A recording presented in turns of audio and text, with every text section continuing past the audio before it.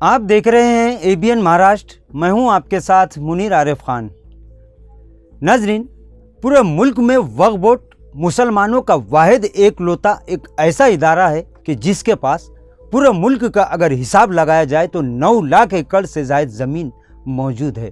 ناظرین، یہ سب سے مالی طاقت رکھنے والا مسلمانوں کا واحد ادارہ ہے۔ مسلمانوں کے بزرگوں نے اپنے سماج یعنی مسلمانوں کے غریب، مستحق، یتیم، لاچار اور بے سہارا لوگوں کی مدد کے لیے، اسی طرح مسلمانوں کے تعلیمی، سماجی اور معاشی مسائل کو حل کرنے کے لیے لاکھوں ایکڑ زمینیں وقف کر دی تھی تاکہ اس سے مسلمانوں کا کچھ بھلا ہو سکے۔ لیکن 1954 یعنی جب سے وقف بورڈ قائم ہوا ہے تب سے لے کر آج تک وقف بورڈ سے مسلمانوں کا کوئی بھی فائدہ نہیں ہو سکا۔ ناظرین، وقف بورڈ کی اگر بات کی جائے تو یہ مسلمانوں کا ایک ایسا واحد مالی اعتبار سے مضبوط ادارہ ہے کہ جو حکومتوں کے رحم و کرم پر نہیں چلتا، بلکہ یعنی حکومت چلانے والے ہی اس سے فائدہ حاصل کرتے رہے ہیں۔ ناظرین، گزشتہ کئی سالوں سے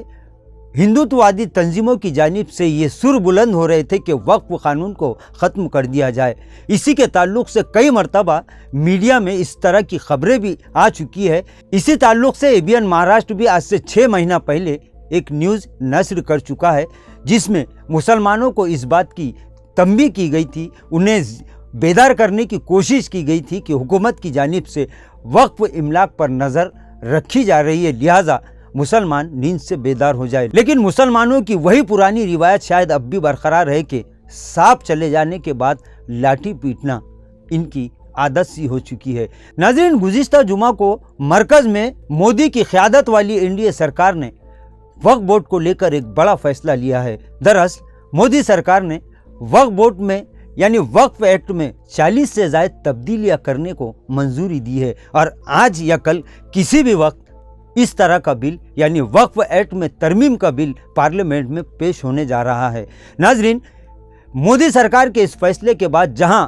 تمامی مسلم تنظیموں اور ان کے ذمہ داران کے ساتھ ساتھ کئی سیاسی سماجی نیتاؤں نے بھی اپنی سخت ناراضگی کا اظہار کیا ہے۔ سب سے پہلے مسلم پرسنل لا بورڈ نے مودی حکومت کے اس فیصلے پر اپنی سخت ناراضگی کا اظہار کرتے ہوئے کہا کہ وقف ایکٹ میں کسی بھی طرح کی تبدیلی کو برداشت نہیں کیا جائے گا۔ اسی طرح MIM سپریمو اسد اویسی نے اس قانون میں تبدیلی کو سماج میں نفرت پھیلانے کا ذریعہ کہا ہے۔ وہیں سماجوادی پارٹی سپریمو اکھلیش یادو نے بھی اس پر پارلیمنٹ میں جم کر ہنگامہ کیا۔ انہوں نے کہا کہ مسلمانوں کے حقوق اور مسلمانوں کے مسائل سے نظریں چرانے والی حکومت اب مسلمانوں کو کمزور کرنے کی سازش کر رہی ہے۔ وہیں ضیاء الرحمن برق نے تو جو سماجوادی سے تعلق رکھتے ہیں، انہوں نے یہاں تک کہہ دیا کہ اس طرح کی تبدیلی کسی حال میں برداشت نہیں کی جائے گی۔ ناظرین، اسی طرح NDA حکومت میں شامل 2 بڑی پارٹیاں یعنی تیلگو دیشم پارٹی اور JDU کے تعلق سے بھی اب بڑی خبریں آنے لگی ہے۔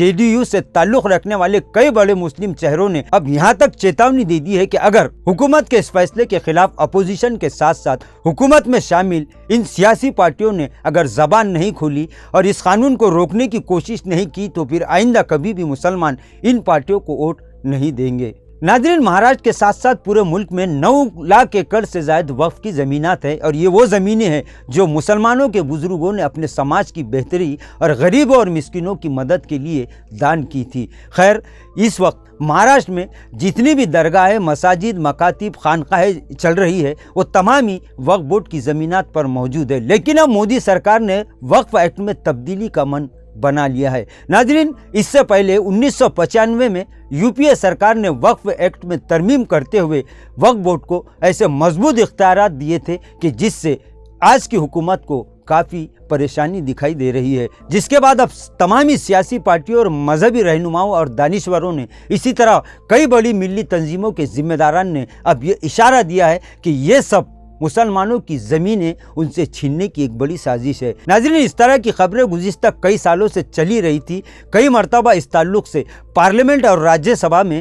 ہندو نیتاؤں کی جانب سے یہ مطالبہ کیا کہ وقف قانون کو ختم کر دیا جائے، لیکن ابھی وقف قانون تو ختم نہیں ہوگا، لیکن اس میں ہونے والی تبدیلیاں وقف بورڈ کے لیے کافی نقصان دہ ثابت ہو سکتی ہے۔ ناظرین، مسلم پرسنل لا بورڈ ہو، MIM ہو، سماجوادی پارٹی ہو یا پھر دیگر مسلم سیاسی پارٹیوں کے نیتا اور دانشور حضرات اس وقت اس بات کو لے کر کافی بے چین ہیں۔ اس طرح کی خبریں آ رہی ہے کہ اگر पार्लियामेंट में इस तरह का बिल पेश होता है तो अपोजिशन के साथ साथ तमाम ही वो सियासी पार्टियां जो मुसलमानों के वोटों को हासिल करके इस वक्त हुकूमत में मज़े उड़ा रही है, उनके लिए अब मुसलमानों की जानिब से ये तंबी और ये चेतावनी दी जा चुकी है कि इस ताल्लुक़ से यानी इस बिल को रोकने के लिए इन्हें अपना फ़र्ज़ अदा करना होगा। नाज़रीन, वक्फ बोर्ड की मिल्कियत रेलवे और फ़ौज के बाद अगर हिंदुस्तान में सबसे ज़्यादा ज़मीनात अगर किसी के पास है तो वो वाहिद मुस्लिम इदारा यानी वक्फ बोर्ड है। नाज़रीन, अब इसके बाद सोशल मीडिया पर ऐसी खबरें भी वायरल हो रही है